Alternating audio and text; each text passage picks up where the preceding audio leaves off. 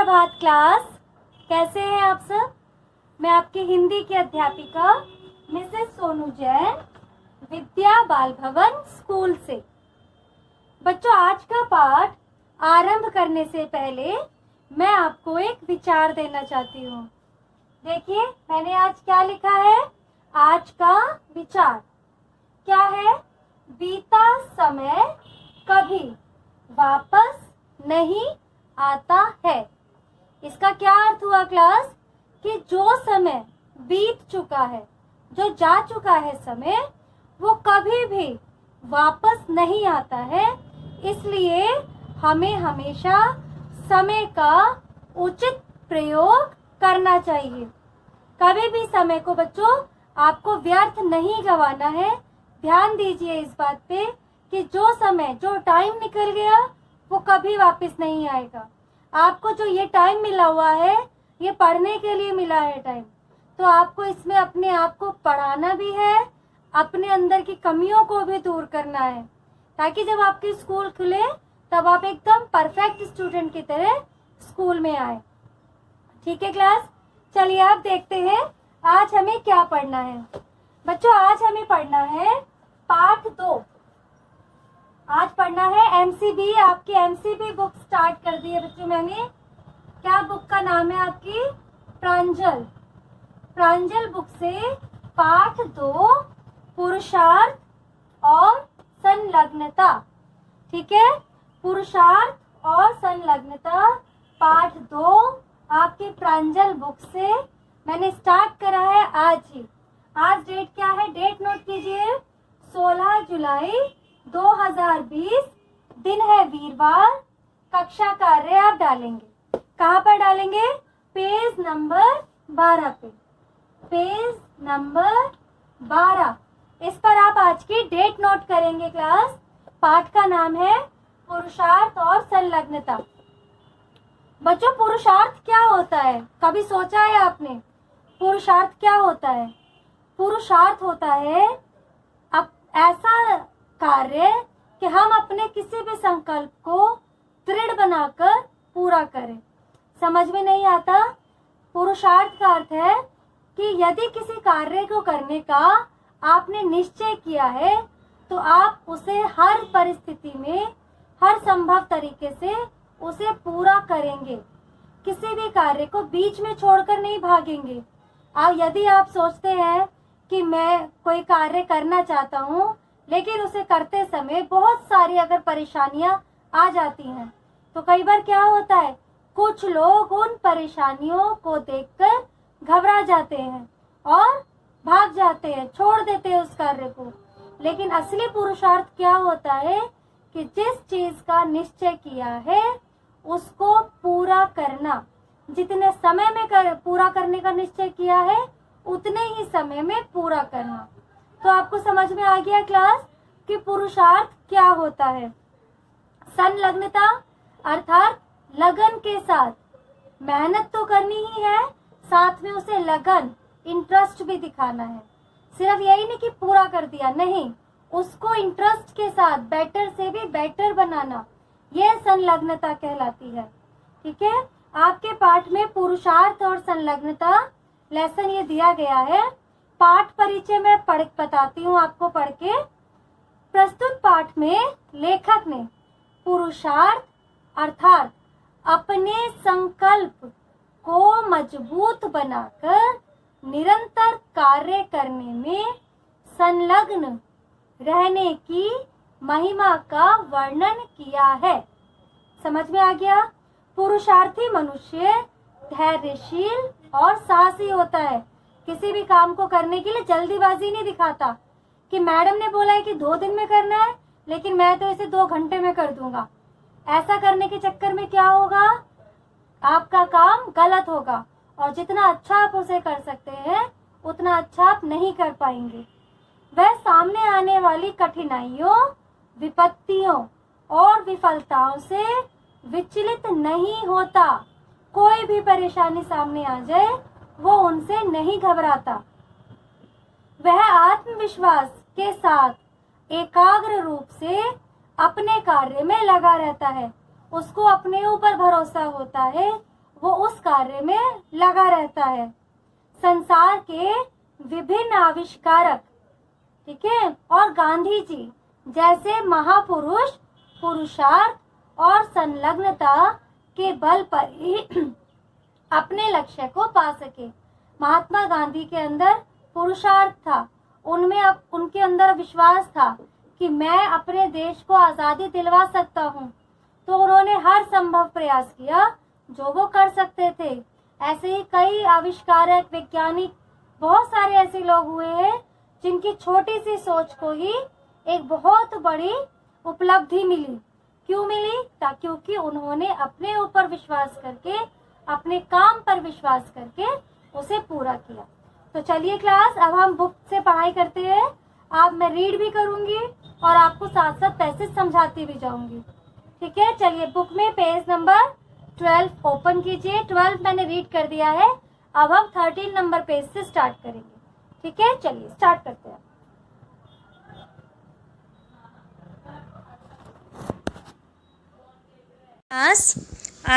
आपको मैंने अभी बताया कि पुरुषार्थ और संलग्नता का अर्थ क्या होता है। देखिए, अब आपकी बुक में भी आपको इसको बहुत अच्छे से समझाया गया है। देखिए, हमारे भारतवर्ष में भाग्यवाद की प्रधानता होने के कारण पुरुषार्थ का कुछ हास दिखाई देता है। रहीम का निम्नलिखित दोहा इसी विचारधारा का फल है। पहले दोहा पढ़ते हैं क्लास, फिर मैं आपको इसका मीनिंग समझाती हूँ। जो पुरुषार्थ ते कहूँ संपत्ति मिलत रहीम, पेट लागी वैराट घर तपत रसोई भीम। यहाँ पर बताया गया है कि यदि सिर्फ रहीम ने कहा है कि यहाँ पे पुरुषार्थ का क्या है कि जो पुरुषार्थ से संपत्ति मिलत रहीम, कहते हैं कि पुरुषार्थ से जो हमें संपत्ति मिलती है, जो हमें अर्निंग्स होती हैं। देखिए जैसे नीचे लिखा है ना, भीम ने विराट राज के यहाँ नौकरी अवश्य की थी, किंतु अंत में उनके पुरुषार्थ ने ही उनको विजयी बनाया था। हमारा भाग्य भी जो पिछले जन्म के पुरुषार्थ से ही बनता है। जिस प्रकार कल का कुपच आज के उपवास से ठीक हो जाता है, उसी प्रकार आज का पुरुषार्थ पिछले जन्म के भाग्य पर विजय पा लेता है। बच्चों, यहाँ पर रहीम ने यही कहा है कि भाग्य इतना ज़्यादा बलवान नहीं होता, हम उस भाग्य को भी अपने पुरुषार्थ से जीत लेते हैं। जैसे आपने भीम के विषय में सुना होगा ना कि उसने विराट राज की यहाँ नौकरी की थी, लेकिन वहाँ भी उसने अपनी मेहनत से जीत हासिल कर ली थी, ठीक है। उसके आगे देखिए क्या लिखा है। यदि पुरुषार्थ की महत्ता ना होती तो शास्त्रों का उपदेश ही वृथा होता।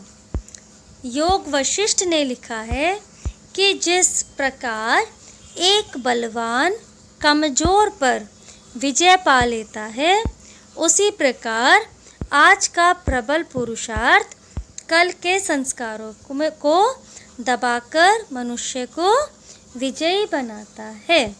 यहाँ पर उनका कहने का अर्थ यह है कि जिस प्रकार एक बलवान व्यक्ति कमज़ोर व्यक्ति पर विजय पा लेता है, उसी प्रकार अगर हम प्रबल पुरुषार्थ करते हैं, कड़ी मेहनत करते हैं, अच्छा कार्य करते हैं, तो वह कल के संस्कारों को दबाकर मनुष्य को विजयी बनाता है। संस्कारों, यहाँ पे ऐसे संस्कारों के बारे में बात की जा रही है क्लास, जो हमें पुरुषार्थ करने से रोकते हैं या हमें हमारा लक्ष्य प्राप्त करने से जो रोकते हैं। अब देखिए यहाँ पे पुरुषार्थ का अर्थ समझाया जा रहा है। पुरुषार्थ का अर्थ है संकल्प को दृढ़ बनाकर कार्य में संलग्न हो जाना और विपत्तियों से विचलित ना होना। अपने संकल्प को दृढ़ बनाना है और फिर कभी भी अपने जो हमने प्रतिज्ञा करी है, किसी भी विपत्ति को देखकर हमें विचलित नहीं होना है। विघ्नों के भय से नीच आदमी ही पुरुषार्थहीन बने बैठे रहते हैं। जो लोग सोचते हैं कि मुसीबत आ रही है, परेशानी हो रही है, वही व्यक्ति पुरुषार्थ छोड़ देते हैं। मध्यम लोग काम को आरंभ कर देते हैं, किंतु विघ्न आने पर उसे बीच में छोड़ देते हैं। और जो मध्यम लोग होते हैं, जो थोड़ा बहुत पुरुषार्थ करना जानते हैं, लेकिन विघ्नों को देखकर वह भी कार्य बीच में ही छोड़ देते हैं। और जो श्रेष्ठ लोग होते हैं, वो क्या करते हैं? विघ्नों के बार बार आने पर भी किए गए काम को तब तक परिणाम तक ना पहुंचा दे, वे छोड़ते नहीं। और श्रेष्ठ व्यक्ति किसे कहा है? जो अनेक विघ्नों के आने के बाद भी जब तक कार्य को पूर्ण ना कर ले, वो उसे नहीं छोड़ते हैं। पुरुषार्थी मनुष्य दुख और सुख को नहीं गिनता। गर्मी, जाड़ा और बरसात उसकी गति में बाधक नहीं हो सकते हैं। उसके संकल्प में एक निष्ठता और ध्रुव की सी अचलता रहती है। उसकी दृढ़ प्रतिज्ञा पार्वती की सी होती है। यहाँ पर कवि लेखक ने क्या कहा है कि जो पुरुषार्थी मनुष्य होते हैं, वो ना अपना दुख देखते हैं न सुख। उन्हें कोई मौसम उनकी गति में, उनके कार्य करने की गति में बाधा नहीं बन सकते। उनके संकल्प में एक निष्ठता, यानी कि उनका संकल्प एक ही रहता है जिसको उन्हें पाना है। ध्रुव की सी अचलता रहती है, जो अपनी जगह से नहीं हिलता है ना। और उसमें प्रतिज्ञा पार्वती की सी होती है। यहाँ पर बच्चों ध्रुव एक तारे का नाम है जो हमेशा आपको चांद के पास मिलेगा, ठीक है। और यहाँ पे पार्वती की प्रतिज्ञा के बारे में भी बताया गया है। पार्वती जी ने क्या प्रतिज्ञा करी थी कि वो भगवान शिव से विवाह करेंगी।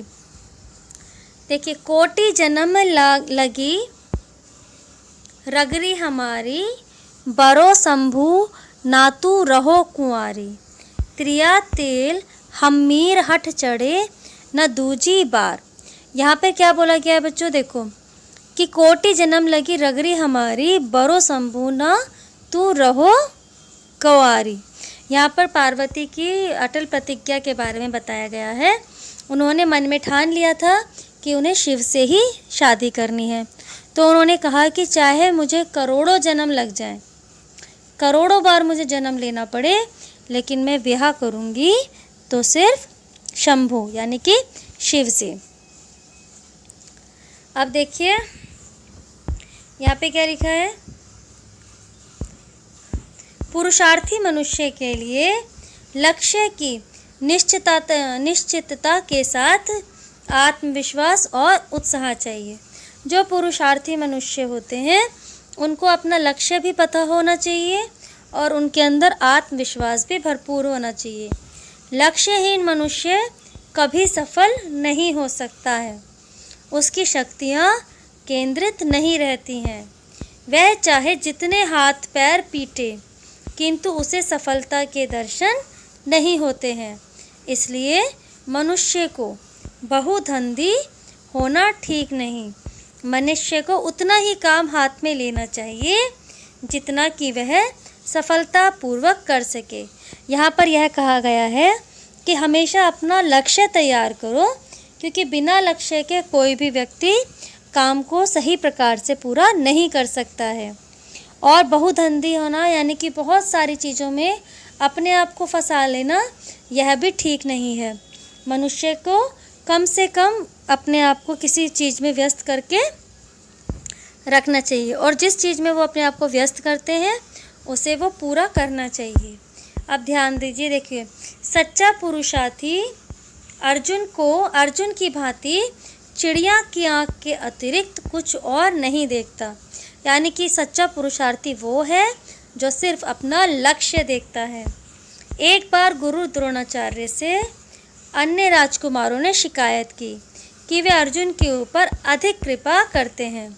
उन्होंने एक दिन शिक्षा के समय राजकुमारों से चिड़िया की आँख पर निशाना लगाने को कहा। एक एक शिष्य ने पूछा कि वह क्या देखते हैं। किसी ने कहा, व्यायामशाला में खड़ा हुआ पेड़, उस पर बैठी हुई चिड़िया देखता हूँ। किंतु अर्जुन ने कहा, मैं केवल चिड़िया की आँख को देखता हूँ। लक्ष्य मात्र पर एकाग्रता के साथ दृष्टि रखने से ही उनके गुरुदेव उन पर प्रसन्न थे। बच्चों, यहाँ पर अर्जुन की चिड़िया की आँख भेदन वाली कहानी बताई गई है। आप सबको भी यह मालूम ही है कि जब अर्जुन को चिड़िया की आँख में तीर लगाने को कहा गया तब उन्हें केवल वो आँख नजर आई। इसका अर्थ यह है कहने का कि सिर्फ और सिर्फ अपने लक्ष्य पर ध्यान केंद्रित रखना चाहिए। आत्मविश्वास के बिना उत्साह नहीं आता। जो मनुष्य रोता हुआ जाता है, मरे की खबर लाता है, विजेता सौजर के मन का आत्मविश्वासी उसे रुपिकर नदी के पास ले गया। जाके मन में अटक है, सोई अटक रहा। अर्थात जिसके मन में संशय है कि मेरा काम होगा या नहीं होगा, उसी का काम नहीं होता। मन की अटक को दूर करके ही अटक नदी को पार किया गया था। आलसी लोग ही आत्मविश्वास खो बैठते हैं। उत्साह ही मनुष्य को वीर बना देता है। वही वीर रस का स्थायी भाव भी है। आपने पढ़ा था ना, रस में आपने पढ़ा होगा कि वीर रस का स्थायी भाव क्या है? उत्साह। तो उत्साह ही मनुष्य को वीर बनाता है। देखिए, पुरुषार्थी मनुष्य धीर और वीर होता है। उसमें वह धैर्य होता है जो कि कठिनाइयों, विपत्तियों और विफलताओं को विचलित नहीं होने देता। उसके मुंह पर सदा मुस्कुराहट रहती है। कर्तव्य की प्रसन्नता में वह मग्न रहता है। लाभ, हानि, यश, अपयश को विधि के हाथ की बात समझकर वह कर्मण्येवाधिकारस्ते मा फलेषु कदाचन, अर्थात कर्म करने का ही तेरा अधिकार है, फल का नहीं। श्रीमद् भागवत के इन अमर वचनों को अपना आदर्श बनाए रखता है। यहाँ पर बच्चों इस लाइन का अर्थ यह है कि मनुष्य का जो पुरुषार्थी मनुष्य होते हैं वो कभी भी लाभ, हानि या उस कार्य करने के फल के बारे में नहीं सोचते हैं। उनको बस अपना कार्य पूरा करना है।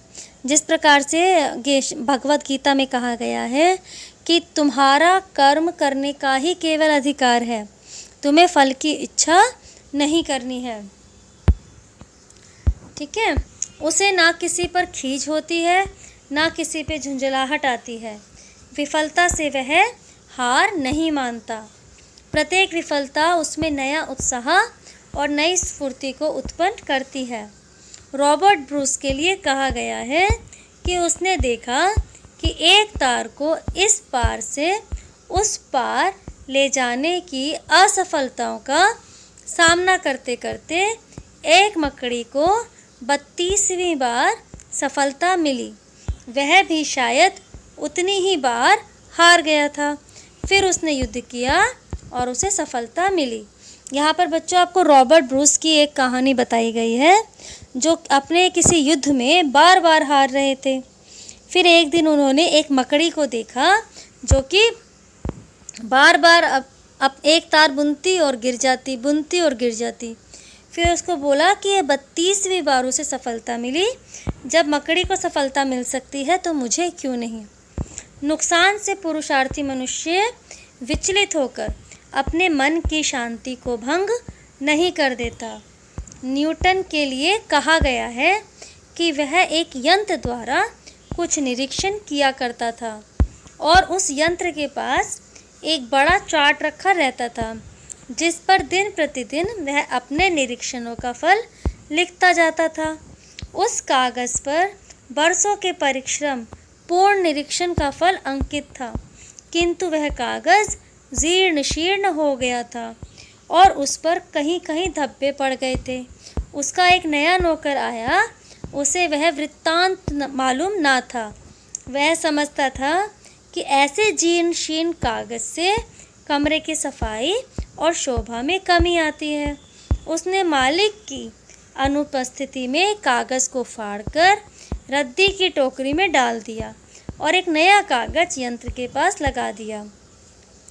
इस कहानी से भी बच्चों आपने क्या देखा कि कितनी मेहनत करी होगी न्यूटन ने उस कागज़ पर, बरसों की मेहनत उन्होंने उस कागज़ पर लिखी थी, लेकिन उनके नौकर ने अज्ञानतापूर्वक उस कागज़ को फाड़ दिया। न्यूटन जब शाम को लौटा, उसने पुराने कागज़ के स्थान पर नया कागज़ पाया। उसने नौकर से पूछा, बेचारे ने साफ साफ कह दिया कि उसने समझा कि कागज़ पुराना हो गया और मालिक को नए कागज़ की ज़रूरत है, इसलिए उसने उसे फाड़ कर फेंक दिया। न्यूटन जानता था कि नौकर ने जो कुछ किया नेक नीयत से किया, किंतु बेचारे में इतनी अक्ल नहीं थी कि वह उस कागज़ का महत्व समझ सके। तो बच्चों, इससे हमने क्या समझा? क्या न्यूटन ने क्या हार मान ली होगी? नहीं ना, न्यूटन ने आविष्कार किए, ठीक है। इसलिए किसी भी चीज़ से जो पुरुषार्थी मनुष्य होते हैं वो हार नहीं मानते।